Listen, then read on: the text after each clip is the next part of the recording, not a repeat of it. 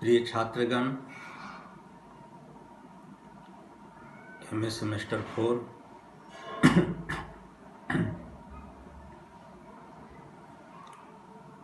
Political science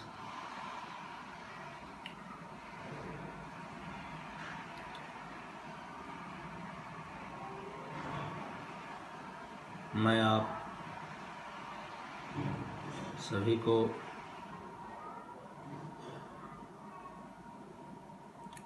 जो paper 15वां है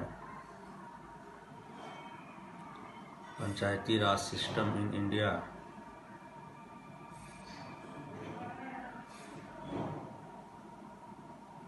उसको पढ़ाने का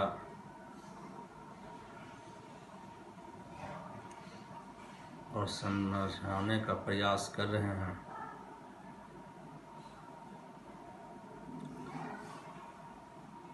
लास्ट क्लास में जो स्थानीय स्वशासन है, जो लोकल सेल्फ गवर्नमेंट है, उसकी वित्तीय समस्याओं पर हम चर्चा कर रहे थे।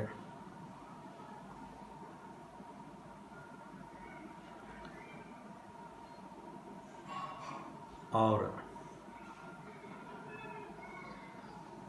निगम के जो वित्त हैं, कॉरपोरेशन के जो वित्तीय साधन हैं, इनकम के जो साधन हैं और जो वित्तीय समस्याएं हैं, उस पर चर्चा कर रहे थे।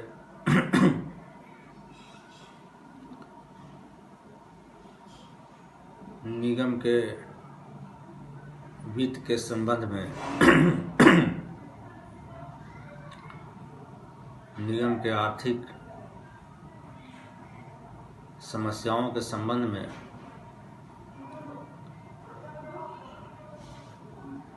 जकारिया कमेटी ने भी ध्यान आकृष्ट किया है। टैक्सेशन इंक्वायरी कमीशन के प्रतिवेदन से सहमति प्रकट की है। जो टैक्सेशन इंक्वायरी कमीशन की जो सिफारिशें हैं, उन सिफारिशों से अपनी सहमति जताई है और सिफारिश की है कि निगम की जो प्राथमिक शिक्षा का आधा खर्च जो है वह राज्य सरकार को देना चाहिए। और इसने यह सुझाव दिया है कि नगर निगम को अपने क्षेत्र के अंतर्गत जो है व्यवसाय कर लगाने का, कमर्शियल टैक्सेशन के संबंध में अधिकार दिया जाना चाहिए और इसे अनिवार्य रूप से नगर निगम के जिम्मे ही सौंप देना चाहिए। यानी व्यवसाय और पेशा पर जो कर लगाने का जो अधिकार है वह पूर्ण रूप से नगर निगम को सौंप देना चाहिए। ऐसा जकारिया कमेटी का सिफारिश था। और यदि इन सुझावों को समितियों के इन सुझावों को क्रियान्वित किया जाए, उसको अमलीजामा पहनाया जाए, उसको इम्प्लीमेंट किया जाए और उचित बजट बनाया जाए, तो नैतिकता और भ्रष्टाचार पर अंकुश लगाते हुए नैतिकता के साथ आगे बढ़ा जाए, तो नगर निगम की जो वित्तीय समस्याएं हैं, पैसे के जो संकट हैं, वित्तीय जो दिक्कतें हैं, उनका समाधान हो सकता है और परिस्थिति जो है सुदृढ़ बनाई जा सकती है। तो ये निगम के वित्त की समस्याएं थी। अब आगे जो नगरपालिका के जो वित्त हैं, उसके बारे में हम लोग उसके तथ्यों को देखेंगे कि फिनांस ऑफ म्युनिसिपैलिटी। प्रिय छात्रगण, किसी भी संस्था को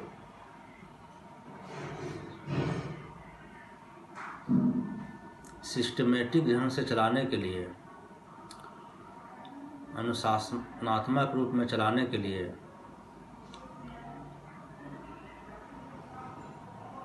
पर्याप्त धन की आवश्यकता होती है, पर्याप्त इनकम की आवश्यकता होती है। और पर्याप्त इनकम के अभाव में, पर्याप्त धन के अभाव में संगठन या संस्था के किसी भी कार्य को संपन्न नहीं किया जा सकता है। और नगरपालिका को अपने क्षेत्र के अंतर्गत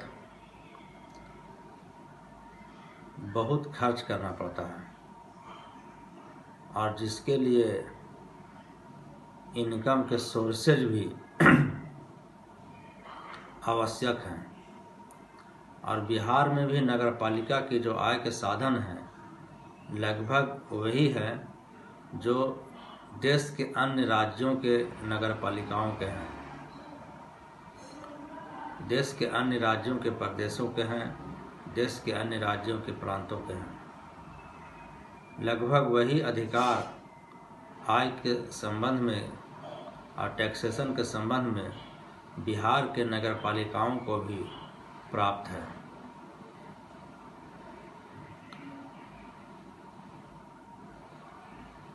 और बिहार में भी जो नगरपालिका है उसके जो साधन हैं वह है कि नंबर 1 टैक्स है, नंबर 2 है विशेष सेवाओं के लिए tax, specially levy for services, और शुल्क है, तीसरे नंबर पर शुल्क है, और चौथे नंबर पर सरकारी अनुदान है।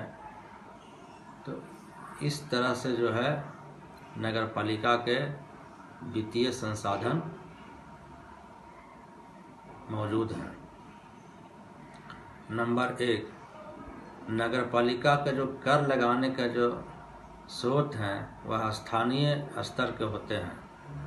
कानून द्वारा निश्चित सीमा के अंतर्गत ही नगरपालिका यह टैक्स लगा सकती है। यानी कि राज्य सरकार ने जो निर्धारित कर रखा है, राज्य सरकार से जो निर्देशित है, उन्हीं विषयों पर, उन्हीं क्षेत्रों में जो है नगरपालिका कर लगा सकती है। और भारत में नगरपालिका द्वारा जो कर लगाए जाते हैं वह उसके जो आय के जो व्यय के जो बजट हैं उसको वह पूर्ण नहीं कर पाती है, जिसके वजह से उसे काफ़ी संकटों का सामना करना पड़ता है। और नगरपालिका का द्वारा जो कर लगाए जाते हैं उसको हम सभी 2 भागों में विभक्त कर सकते हैं। नंबर 1 प्रत्यक्ष कर, जिसे डायरेक्ट टैक्स कहते हैं, डायरेक्ट टैक्सेज हैं, और दूसरा है अप्रत्यक्ष, इनडायरेक्ट टैक्सेज, अप्रत्यक्ष कर। प्रत्यक्ष कर की जहाँ तक बात है उसमें जो है नंबर 1 पर आता है मकान कर, टैक्स ऑन होल्डिंग्स, मकान पर कर। मकान कर भारतीय स्थानीय संस्थाओं की जो आय है उसके मुख्य साधन है। और मकान पर जो टैक्स लगाए जाते हैं वो इस सभी स्थानीय जो स्वशासन है उसके मुख्य आय के स्रोत होते हैं। और भारत में नगरपालिका की आय का लगभग 10% जो है इसी से प्राप्त होता है। नगरपालिका की सीमा के अंतर्गत पड़ने वाले मकानों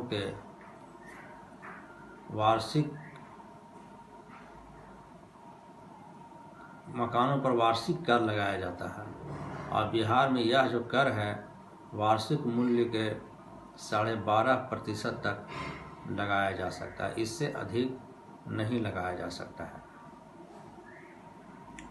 नगर पालिका के अंतर्गत कुछ ऐसे मकान भी होते हैं, कुछ ऐसे भवन भी होते हैं जिन पर नगर पालिका द्वारा कर नहीं लगाया जाता है, उन पर टैक्सेशन नहीं किया जाता है। जैसे है कि धर्मशाला, इस पर नगर पालिका टैक्स नहीं लगाती है। शमशान, इस पर भी नगर पालिका टैक्स नहीं लगा सकती। कब्रगाह, कब्रिस्तान, खाली मकान जिसमें कोई रह नहीं रहा हो, स्थानीय स्वशासन या राज्य सरकार का मकान आदि को जो है कर मुक्त कर दिया गया है। नंबर 2 जो है, इसका जो आय का जो साधन है, ये वो पेशा कर है, प्रोफेशन टैक्स है। यह कर जो है ब्रिटिश सरकार के द्वारा शुरू से सन 1867 से 1886 के बीच लगाया गया था, और उस समय यह राजस्व का एक प्रमुख भाग था। यह भी एक मुख्य रूप से प्रत्यक्ष कर है, और पहले जो है नगर पालिका राज्य सरकार की अनुमति से इसे लगाती थी, परंतु सन 1958 से यह कार्यभार जो है नगर पालिका और निगम को राज्य सरकार ने सौंप दिया है। नंबर 3 जो है परिस्थिति और संपत्ति कर। नगर पालिका के प्रत्यक्ष कर का यह भी एक भाग माना जाता है। इस कर का निर्धारण जो है योग्यता, परिस्थिति, परिवार, सामाजिक अवस्था आदि के आधार पर लगाया जाता है। और इसके अतिरिक्त जो है नगर पालिका के क्षेत्र की जो संपत्ति है और नगर पालिका से जो होने वाले लाभ हैं, उस पर भी विचार किया जाता है। नंबर 4 है अप्रत्यक्ष कर। नंबर 2 है अप्रत्यक्ष। ये तो 3 हो गया इसका प्रत्यक्ष कर, मकान कर, पेशा कर और परिस्थिति और संपत्ति कर। और अब हम लोग इसके जो अप्रत्यक्ष आय के जो साधन हैं, जो इनडायरेक्ट आय जो होते हैं, उस पर बातें करेंगे। इसमें नगर पालिका प्रत्यक्ष कर के अलावा कुछ अप्रत्यक्ष कर भी लगाती है, जैसे कि चुंगी है और सीमा कर है, इसके अंतर्गत आते हैं। चुंगी प्रथा में खामियां आ जाने के कारण सीमा कर का जो है कंसेप्ट आया। चुंगी प्रथा जो है उत्तर प्रदेश, पंजाब, मुंबई और मध्य प्रदेश में प्रचलित है, और यह कर मद्रास में राजस्व का प्रधान स्रोत माना गया है।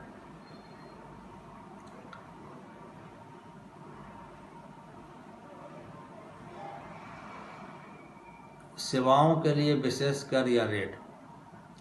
चुंगी के अलावा जो है सेवाओं के लिए भी विशेष कर लगाया जाता है। नगर पालिका द्वारा अपनी दी जाने वाली सेवाओं के पर व्यय के लिए सेवा कर लगाते हैं। यह अपने क्षेत्र को साफ सुथरा रखने के लिए और उसके विकास के लिए और उसके क्षेत्र के अंतर्गत रहने वाले लोगों की रक्षा के लिए यह कर लगाती है। और यथा बिहार की नगर पालिकाएँ जल कर, रोशनी कर, नाली कर और शौचालय कर लगाती है। ये कर जो है आय बढ़ाने के उद्देश्य से नहीं, बल्कि लगभग लागत आय के व्यय के लिए निकाला जाता है। शुल्क या फीस। बिहार नगरपालिका विधेयक के अनुसार नगरपालिकाएं जो है कुछ नए शुल्क भी लगा सकती हैं। नगरपालिकाओं को खतरनाक व्यापार, घोड़े और मवेशी, दुकान और बुचड़खाना, दूध की बिक्री और औषधियों की बिक्री है जो होती है, उस पर कर लगाने का अधिकार है। और जनरली जो है नगर पालिका द्वारा लगाई गई जो फीस है उसको 4 भागों में वर्गीकृत किया जा सकता है। नंबर 1, किसी सेवा पर किए गए खर्च की पूर्ति के लिए कर, यानी कि किसी सेवा के लिए जो नगर पालिका खर्च करती है उसकी पूर्ति के लिए टैक्स लगा सकती है। दूसरा है लाइसेंस फीस। तीसरा है नगर पालिका द्वारा मांग वसूल करने के लिए लगाए गए नोटिस के वारंट फीस। और चौथा है पानी कल के लिए लगाई गई फीस। और नगर पालिका के आय के जो है यह मुख्य स्रोत हैं। सरकारी अनुदान और कुछ खास कार्यों को संपादित करने के लिए, कुछ खास कार्यों को क्रियान्वित करने के लिए राज्य सरकार जो है नगर पालिकाओं को अनुदान देती है, ग्रांट्स देती है। और सरकारी अनुदान भी नगर पालिका के आय का एक साधन है। बिहार की नगर पालिकाओं के लिए कानूनी व्यवस्था द्वारा सरकारी अनुदान की कोई पूर्व व्यवस्था नहीं की गई है। यूँ तो नगर पालिकाओं को आमदनी का लगभग 1/4 भाग जो है हुआ करता है शिक्षा तथा दवा मोटर द्वारा ज़रूरत होने पर अनुदान प्राप्त होता है। और उपयुक्त चारों टैक्स के अलावे भी वित्त का एक साधन है, पर यह आय का स्रोत नहीं कहा जा सकता, क्योंकि खास समय के बाद कर्ज जो है इनके अलावा एक और साधन है, लेकिन इसको जो है आय का स्रोत नहीं कहा जा सकता है, क्योंकि कर्ज लेने के बाद नगर पालिका को इसे कुछ समय के बाद ब्याज के साथ लौटाना भी पड़ता है। उदाहरण के लिए उत्पादन और निर्माण कार्य के लिए लिया गया कर्ज, इसे लौटाना पड़ता है और लिया गया कर्ज 20 से 30 वर्ष के अंदर लौटाना पड़ता है। इस पर 4.5% जो है ब्याज लगता है। और नगर पालिकाओं को कर्ज लेने की स्वीकृति जो है वह राज्य सरकार से लेनी पड़ती है। और लोकल फाइनेंस इंक्वायरी कमेटी ने भी सिफारिश की है कि जो संपत्ति कर सरकार लगाती है उसी तरह कर लगाने का अधिकार जो है नगर पालिका को भी मिलनी चाहिए। इसके लिए अनिवार्य व्यवस्था होनी चाहिए। और कमेटी ने यह भी सिफारिश की है कि कुछ राज्य सूची तथा संघ सूची के विषयों पर जो है स्थानीय संस्थाओं को कर लगाने का अधिकार मिलना चाहिए। टैक्सेशन इंक्वायरी कमीशन ने भी सिफारिश की है कि 6 करों की स्थानीय संस्थाओं के लिए 6 जो कर हैं, 6 प्रकार के जो कर हैं वह स्थानीय संस्थाओं के लिए सुरक्षित कर देना चाहिए। और साथ ही साथ अभिनय तथा तमाशा पर कर, संपत्ति हस्तांतरण जो होता है, जो संपत्तियों की जो खरीद बिक्री होती है उस पर भी नगर पालिका और निगमों द्वारा कर लगाया जा सकता है। और छोटी छोटी नगर पालिकाओं को पर्याप्त अनुदान भी नहीं मिलता है, उसे पर्याप्त करना चाहिए। जकारिया समिति ने भी नगर पालिका के वित्त के संबंध में सुझाव देते हुए बताया कि कुछ खास इसके लिए कुछ खास करना चाहिए। और यथा जैसे गाड़ी कर है, मोटर गाड़ी कर है, मनोरंजन है, इन पर भी कर लगाने का अधिकार इन्हें मिलना चाहिए। और नगर पालिकाओं को जो है उचित अनुदान मिलना चाहिए। और उचित होगा कि उसके बजट से आय घटाकर बाकी राशि अनुदान के रूप में दे दी जाए। और पर्याप्त आय उपलब्धि के बाद भी अगर नगर पालिका कर्मचारी एवं अध्यक्ष उचित ढंग से व्यय न करें तो विकास का कार्य ठप सा रहेगा और नगर पालिका जो है हमेशा घाटे में ही रहेगी। यानी कि जो आय के जो साधन है उसका जो नगर पालिका के जो कर्मचारी हैं और नगर पालिका के जो अध्यक्ष हैं, अगर उसका उचित रूप से खर्च नहीं करते हैं तो यह स्थिति जो है बिगड़ी ही रहेगी। इसलिए यह जरूरी है कि उसके पास जो उपलब्ध संसाधन है उसका वह नैतिकता के आधार पर और जवाबदेही तय करके अध्यक्ष नगर पालिका के जो कर्मचारी हैं उसका क्रियान्वयन करें और आए हुए धन का सदुपयोग करें। ग्राम पंचायत के वित्त के संबंध में भी हम लोग देखेंगे कि finance of the village panchayat, कोई भी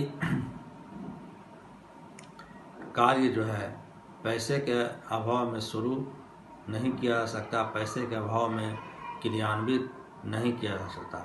और यह बात जो है ग्राम पंचायतों के साथ भी लागू होती है, ग्राम पंचायतों के साथ भी चरितार्थ होती है। और इस कारण राज्य सरकार ने ग्राम पंचायत को कुछ कर लगाने का अधिकार जो है दिया है और समय समय पर राज्य सरकार द्वारा अनुदान के रूप में इन्हें कुछ सहायता भी दिया जाता है। और बिहार में जो ग्राम पंचायत हैं उसके जो आय के जो साधन हैं उसके आय के जो साधन हैं वह मुख्य रूप से अनिवार्य कर, और उसको दो भागों में बांट सकते हैं, अनिवार्य कर और अनुपूरक कर, कंपल्सरी टैक्सेज और सप्लीमेंट्री टैक्सेज, अनुपूरक कर।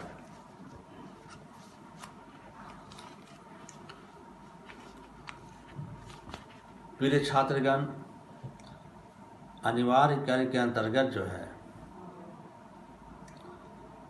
ग्राम पंचायत जो है कई प्रकार के कर लगाती है। 1959 के संशोधन के पहले 1959 में एक संशोधन हुआ था, उसके पहले हर एक ग्राम पंचायत को 18 वर्ष से लेकर 50 वर्ष के पुरुष पर श्रम कर लगाने का अधिकार था, लेबर टैक्स लगाने का अधिकार था। और किसी भी स्वस्थ जो वयस्क पुरुष है, जो हेल्दी वयस्क पुरुष है, उसको यह कर जो है अनिवार्य रूप से देना पड़ता था। और किसी भी पुरुष से साल भर में 48 घंटे की मजदूरी ली जाती थी। तो 1959 में एक संशोधन हुआ तो इसे समाप्त कर दिया गया।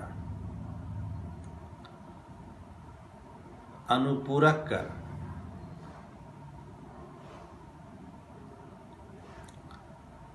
अनिवार्य कर के अलावा बिहार की ग्राम पंचायतों को अनुपूरक कर लगाने का भी अधिकार है। और यह जो कर है, पंचायत किसी भी विशेष परिस्थिति में राज्य सरकार के आदेश पर या निम्नलिखित व्यवसायों पर लगा सकती है। जैसे पंचायत के अपने तथा उनके नियंत्रण में पड़ने वाले हाटों में बिकने वाले सामानों पर, यानी कि देहातों में, गांव में जो बाज़ार लगते हैं, जो हाट लगते हैं, जो देहाती बाज़ार होते हैं उसको हाट कहा जाता है। उसमें जो बिकने वाले जो सामान है, खरीद बिक्री जो होती है, उस पर टैक्स लगाने का अधिकार इसे प्राप्त है। और इसके अलावा जो है जानवरों पर पंजीयन शुल्क, सराय, धर्मशाला, आराम गृह का उपयोग कर, और इसके अंतर्गत कोई पेशेवर खरीदार, दलाल, नाप तोल करने वाले और कमीशन एजेंट पर लाइसेंस शुल्क लगाने का अधिकार जो है ग्राम पंचायत को प्राप्त है। इसके साथ ही साथ बिहार सरकार की पूर्व अनुमति से कोई ग्राम पंचायत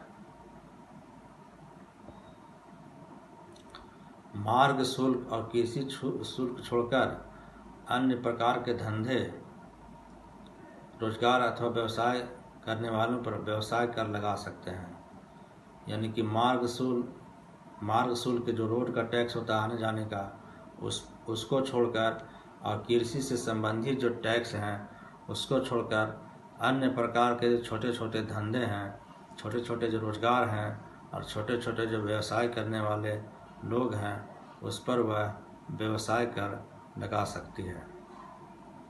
तीसरे जो इसके आय के जो साधन हैं वह सहायक अनुदान है। सरकार जो है पंचायतों को सुचारू रूप से चलाने के लिए समय समय पर अनुदान भी देती है।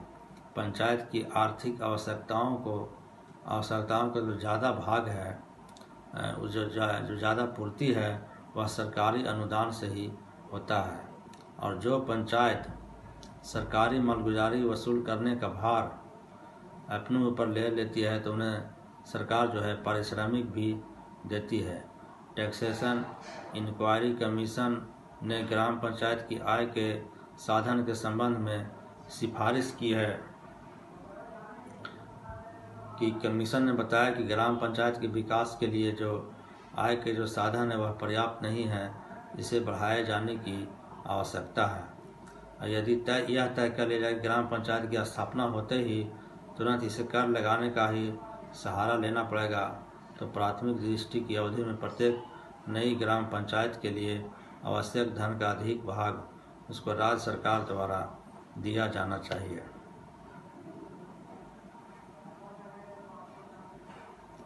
कांग्रेस ग्राम पंचायत समिति ने भी इसके आर्थिक घाटे की पूर्ति के संबंध में सुझाव देते हुए बताया कि मालगुजारी की जो वसूली है पंचायतों के द्वारा हो और गैरमजरूआ जमीन की व्यवस्था जो है ग्राम पंचायत करे और गाड़ी आदि पर भी टैक्स लगाए। बलवंत राय मेहता समिति ने भी ग्राम पंचायत की आय के संबंध में सुझाव देते हुए बताया कि इसे सुविधा के अनुसार गृह कर, बाजार कर, जल कर, साइकिल, गाड़ी, नाव और रिक्शा कर, चुंगी कर आदि लगाने का अधिकार मिलना चाहिए। पर्याप्त आय जो है ग्राम पंचायत के विकास के लिए अत्यंत ही आवश्यक है और ग्राम पंचायत के विकास में मुद्रा की कमी जो है बहुत ही निष्क्रियता लाती है। आय का उचित व्यय भी होना जरूरी है। जो रुपया आता है विभिन्न स्रोतों से उसका सदुपयोग होना भी काफ़ी आवश्यक है। और अगर वित्त पूर्ण रहे और उसका बजट तैयार करके अच्छा से बजट तैयार करके खर्च नहीं किया जाए तो उससे कोई लाभ होने वाला नहीं है। अधिकारियों की जो ईमानदारी है वह अत्यंत ही आवश्यक है।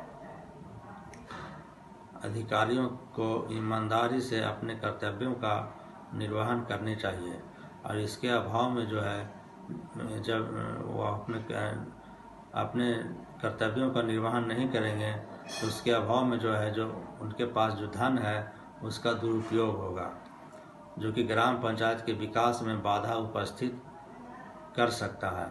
और साथ ही साथ अर्थ के मामले में किसी एक को जिम्मेवारी दी जाए, या तो संघ सरकार पूर्ण आर्थिक दायित्व ले या राज्य सरकार, अथवा कर का भार ऐसा रखे कि पंचायत भी लगा सके।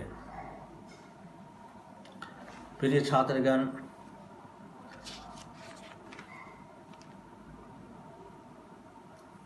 इसमें और भी बातें अभी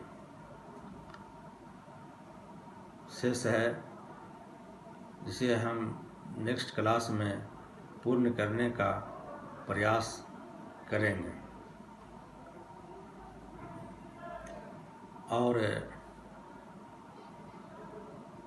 अभी बहुत सारे फ़ोन आते रहते हैं कि सर एग्जामिनेशन का डेट आया है कि नहीं आया है, तो हम आप लोगों को अभी स्पष्ट कर देना चाहते हैं कि अभी किसी भी प्रकार का कोई एग्जामिनेशन के संबंध में डेट नहीं है, कोई तारीख नहीं है। और एक व्हाट्सएप पर एक अखबार का कटिंग लोग सेंड कर रहे हैं जिसमें विभिन्न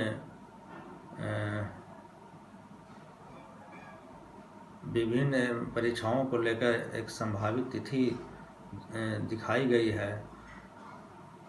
वह अभी पूर्ण रूप से सही नहीं है। कुछ बातें स्पष्ट होने पर हम आप सभी को सूचित कर देंगे। धन्यवाद।